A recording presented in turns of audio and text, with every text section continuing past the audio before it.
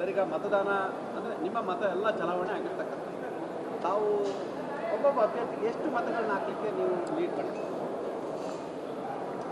ಈಗಾಗಲೇ ನಮ್ಮ ಎಲ್ಲ ಶಾಸಕರು ಮತ್ತು ಜನಾರ್ದನ್ ರೆಡ್ಡಿಯವರು, ಯತ್ನಾಳ್ ಅವರು ಒಟ್ಟು 64 ಮತಗಳು ಈಗಾಗಲೇ ಬಿ ಜೆ ಪಿಯ ಆದೇಶದ ಮೇರೆಗೆ, ಬಿ ಜೆ ಪಿಯ ಮನವಿ ಮೇರೆಗೆ ಎಲ್ಲರೂ ಕೂಡ ನಾನು ವಿರೋಧ ಪಕ್ಷನಾಗಿ ಸೂಚಿಸಿದಂಥ ಅಭ್ಯರ್ಥಿಗಳಿಗೆ ಮತಗಳನ್ನು ಹಾಕಿದ್ದಾರೆ. ನಮ್ಮ ಎರಡೂ ಅಭ್ಯರ್ಥಿಗಳು ಗೆಲ್ಲೋ ಅಂಥದ್ರಲ್ಲಿ ಯಾವುದೂ ಸಂದೇಹ ಇಲ್ಲ. ಆರಾಮ್ಸೆ ಅವರು ಗೆಲ್ತಾರೆ. ಅವ್ರಿಗೆ ಎಷ್ಟು ಬೇಕೋ ಸಫಿಷಿಯೆಂಟ್ ವೋಟನ್ನು ಹಾಕಿದ್ದೀರಿ. ಅದ್ರ ಜೊತೆಗೆ ಎಕ್ಸಸ್ ವೋಟು ನಮ್ಮದು ಫಸ್ಟ್ ಪ್ರಿಫರೆನ್ಸ್ ಏನಿತ್ತು, ಮೋಸ್ಟ್ಲಿ 4 ರಿಂದ 5 ವೋಟ್ ಏನು ಎಕ್ಸಸ್ ವೋಟ್ ಇತ್ತು, ಆ ವೋಟ್ಗಳನ್ನು JDSಗೆ ಶಿಫ್ಟ್ ಮಾಡಿದ್ದೀರಿ ನಾವು. ಅದು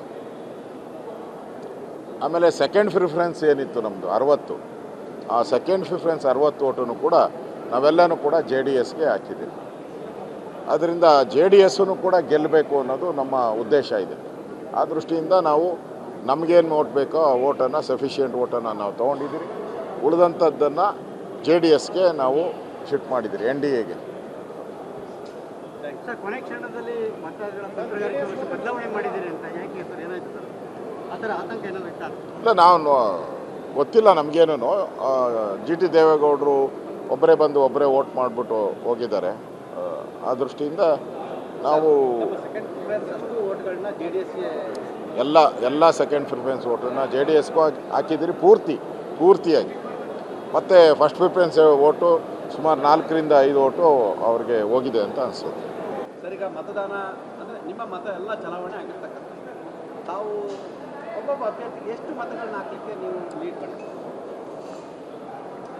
ಈಗಾಗಲೇ ನಮ್ಮ ಎಲ್ಲ ಶಾಸಕರು ಮತ್ತು ಜನಾರ್ದನ್ ರೆಡ್ಡಿಯವರು, ಯತ್ನಾಳ್ ಅವರು ಒಟ್ಟು 64 ಮತಗಳು ಈಗಾಗಲೇ ಬಿ ಜೆ ಪಿಯ ಆದೇಶದ ಮೇರೆಗೆ, ಬಿ ಜೆ ಪಿಯ ಮನವಿ ಮೇರೆಗೆ ಎಲ್ಲರೂ ಕೂಡ ನಾನು ವಿರೋಧ ಪಕ್ಷನಾಗಿ ಸೂಚಿಸಿದಂಥ ಅಭ್ಯರ್ಥಿಗಳಿಗೆ ಮತಗಳನ್ನು ಹಾಕಿದ್ದಾರೆ.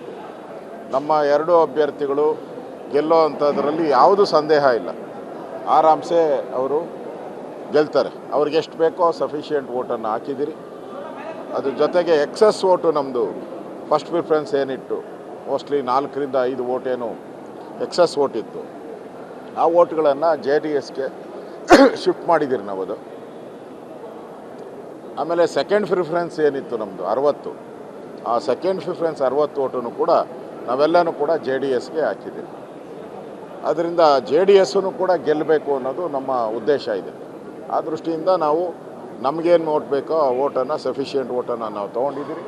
ಉಳಿದಂಥದ್ದನ್ನು JDSಗೆ ನಾವು ಶಿಫ್ಟ್ ಮಾಡಿದ್ದೀರಿ, NDAಗೆ. ಸರ್, ಕೊನೆ ಕ್ಷಣದಲ್ಲಿ ಮತಗಳ ಬದಲಾವಣೆ ಮಾಡಿದ್ದೀರಿ ಅಂತ ಯಾಕೆ ಸರ್, ಏನಾಯ್ತು ಸರ್? ಆ ಥರ ಆತಂಕ ಏನಾದ್ರು ಇತ್ತ? ಇಲ್ಲ, ನಾವು ಗೊತ್ತಿಲ್ಲ ನಮಗೇನು. GT ದೇವೇಗೌಡರು ಒಬ್ಬರೇ ಬಂದು ಒಬ್ಬರೇ ವೋಟ್ ಮಾಡಿಬಿಟ್ಟು ಹೋಗಿದ್ದಾರೆ. ಆ ದೃಷ್ಟಿಯಿಂದ ನಾವು ಎಲ್ಲ ಸೆಕೆಂಡ್ ಪ್ರಿಫರೆನ್ಸ್ ವೋಟನ್ನು JDSಗೂ ಹಾಕಿದ್ದೀರಿ ಪೂರ್ತಿಯಾಗಿ. ಮತ್ತು ಫಸ್ಟ್ ಪ್ರಿಫರೆನ್ಸ್ ವೋಟು ಸುಮಾರು 4 ರಿಂದ 5 ವೋಟು ಅವ್ರಿಗೆ ಹೋಗಿದೆ ಅಂತ ಅನಿಸುತ್ತೆ.